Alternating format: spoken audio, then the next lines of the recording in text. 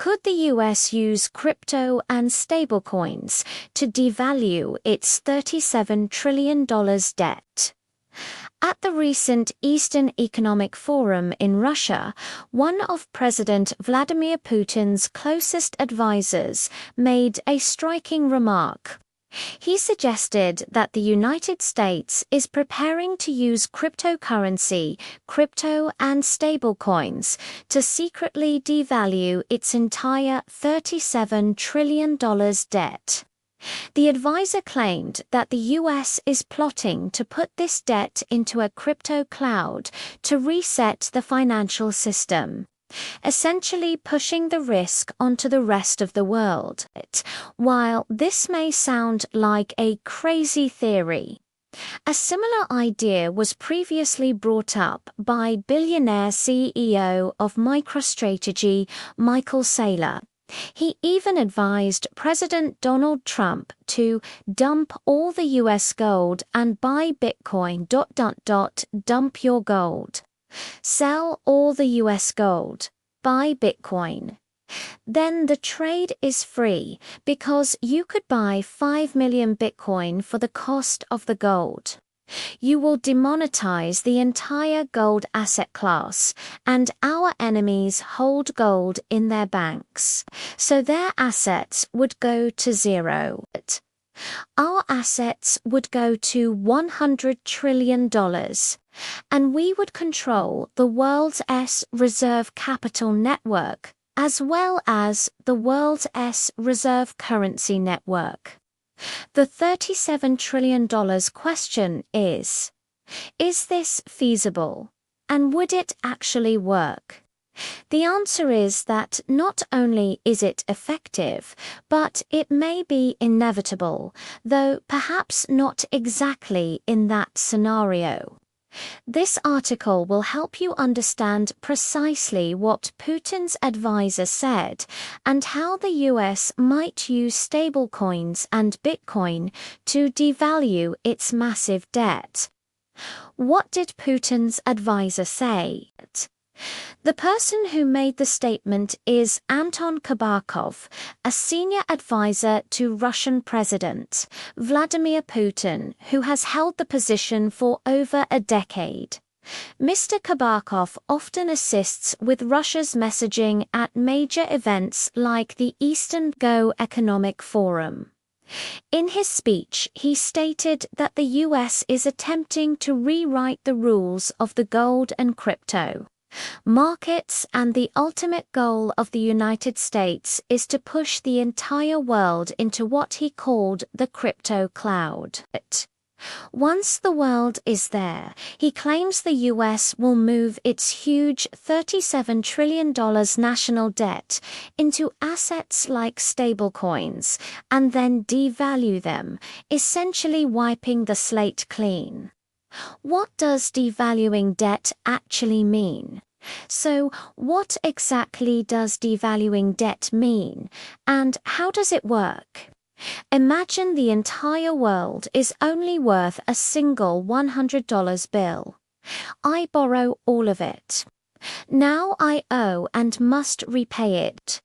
The traditional way to repay is to work and return the exact $100 bill I borrowed. But fortunately, I have a special superpower. I control the world's reserve currency. Instead of paying it back with the same $100 bill I borrowed, I can simply create another $100 bill out of thin air. Now, the world doesn't just have $100 in circulation, it has $200. This money is trying to buy the same amount of stuff in the world because we didn't create more goods. What happens next? The price of everything goes up. Real estate, stocks, gold, and especially highly desired items all become more expensive because the money supply doubled while the supply of goods remained the same. That is inflation. When I return $100 to you, it looks like I've paid you back in full. But in reality, I cheated. Because now your $100 bill can no longer buy the same amount of goods as before, as I diluted the money's value. It only buys you half as much. I devalued the debt. Most people don't realize that this is literally the oldest trick in the book, and in many ways, it is how the United States has been paying for its debt all this time. Devaluing does not mean defaulting. It means lowering the real value of that debt through inflation or currency manipulation. This has happened repeatedly throughout history. After World War II, during the inflationary 1970s, and most recently after the COVID-19 pandemic, when a huge amount of new money was created and everything surged in price. Therefore, when the Russian advisor says the US might use crypto to devalue its debt, he is not saying anything new. He is describing something the US has been doing for a very long time. Applying this same trick to the rest of the world is what stablecoins enable. Note, this is not literally converting the $37 trillion into stablecoins, but rather using dollar-pegged stablecoins backed by treasuries to spread financial liability globally. When those dollars are inflated, the loss is shared by anyone holding the stablecoins, not just Americans. The role of stablecoins, distribution and control. If the US can already devalue its debt through regular inflation, why does it need stablecoins? The answer lies in distribution and control.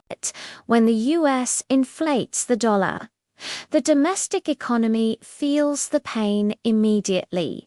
Higher grocery bills, rising house prices, increasing energy costs. The government might then have to raise interest rates to cool things down. CPI reports go up, and the people become unhappy. But stablecoins change this equation. Increased demand for US treasuries. Stablecoins typically hold their reserves in short-term US treasuries. As stablecoin adoption grows worldwide, the demand for the dollar and US treasuries also increases, creating a self-reinforcing mechanism. Exporting inflation. Every time someone abroad uses stablecoins like USDT or USDC, they are essentially holding a digital IOU backed by US treasuries. They are indirectly helping to fund America's debt without directly buying treasuries.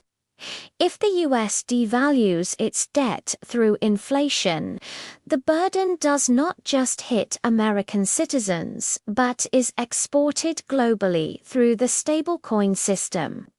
Inflation becomes a kind of shared tax that stablecoin holders everywhere are forced to pay, as their digital dollars also lose purchasing power.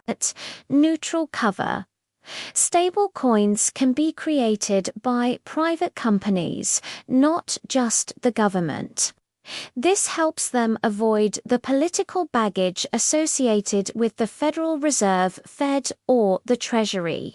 Essentially, it provides a level of control equivalent to a central bank digital currency (CBDC) without the CBDC brand.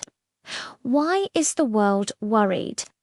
The world does not want to participate in this system, evidenced by the large amounts of gold nations are buying. They are saying, "We don't want your stablecoins, give us gold." Gold has been the agreed-upon standard for thousands of years, and they want to return to it. The reasons for their concern are lack of absolute auditability. Theoretically, every stablecoin in circulation should be backed by an equivalent dollar or bond. But there is no way for an individual or a foreign government to audit that claim with 100% certainty. Issuing companies like Tether Circle release reports, but trust must be placed in the issuer and the auditor, most of whom are US-based. The ability to change the rules. The greater concern is that the US can always change the rules. The US government once promised that dollars would always be redeemable for gold, but then in 1971, President Nixon unilaterally severed that link. From the world's perspective, that was the ultimate rule change. There is nothing technical to stop the US from doing the exact same thing with stablecoins. Will the US actually do this? Many believe that the US experimenting with this idea is highly likely or even inevitable, even if it doesn't happen publicly. For example, Michael Saylor publicly advised the US government to create a strategic Bitcoin reserve. His plan was to sell all gold to buy Bitcoin, crashing gold prices, harming rivals like China and Russia, while simultaneously driving up Bitcoin's price to recapitalize America's balance sheet. However, the US government has not publicly purchased Bitcoin. Instead, there might be a backdoor leveraging private corporations rather than the government directly buying Bitcoin and risking global panic. It is easier to let large corporations do it first. MicroStrategy is a prime example, a company that has almost become a public proxy for Bitcoin investment. Strategic equity acquisition. If Bitcoin truly becomes a strategic asset, the US government could later make a move to acquire a partial stake in companies like MicroStrategy, similar to how they have taken stakes in other companies before. The US letting private companies lead, experiment, and then adopting what works is how the US has always played the game. This is a more subtle and gradual approach, making it easier to deny until the day it becomes official. In summary, the Russian advisor is entirely correct in his assumption that the US is highly likely to use new tools to address its national debt problem in the future.